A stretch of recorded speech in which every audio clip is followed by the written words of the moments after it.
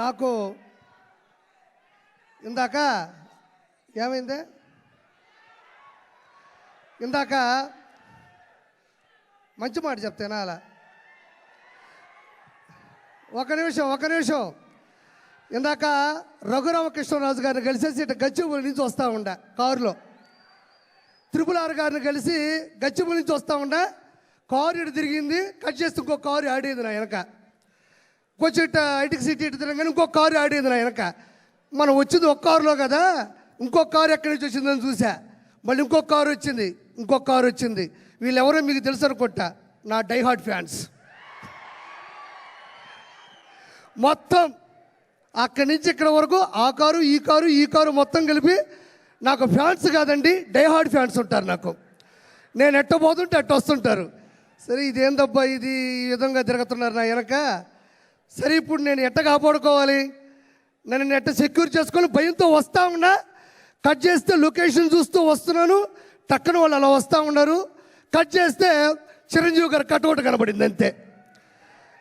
నిజంగా నాకు ఎంత ధైర్యం వచ్చిందంటే, వాళ్ళు ఎంతమంది వచ్చినా సరే ఒక్కసారిగా మెగా అభిమానులు తాలూకు ఆ బొమ్మ కనబడిందంటే ఒక్కొక్కడికి దెమ్మ తిరుగుతుంది. ఒక్క కారు కూడా నాకు కనబడలే, ఎటపోయినా ఇప్పటికీ కనబడట్లేదు అవి.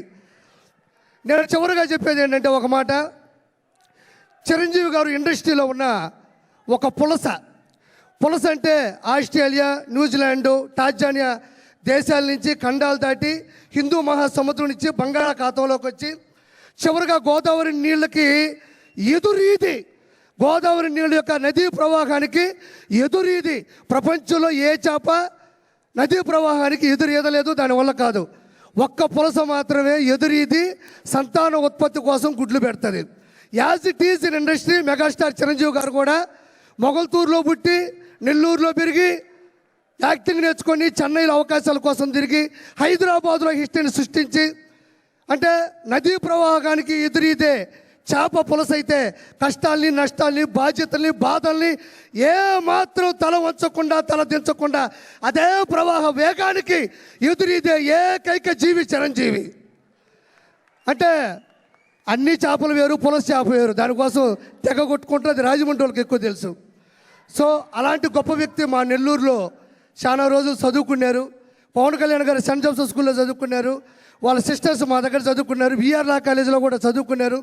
చిరంజీవి గారు అత్యున్నత స్థాయికి వచ్చేంత వరకు కూడా నెల్లూరు ఆ మనిషి మధ్యలో వచ్చేస్తుంటుంది. అందుకు అత్యున్నత స్థాయికి వచ్చేంత వరకు కూడా నెల్లూరులో బస చేసినటువంటి చిరంజీవి గారికి ప్రపంచంలో ఉన్న ప్రతి వ్యక్తి ద్వారా ఆశీస్సులు అందరిని మనస్ఫూర్తి కోరుకుంటూ థ్యాంక్ యూ సో మచ్. జై చిరంజీవా, జై చిరంజీవా, జై చిరంజీవా. Thank you. నువ్వు వచ్చి అభిమానంలో కూడా చేపని మర్చిపోలేవాడు.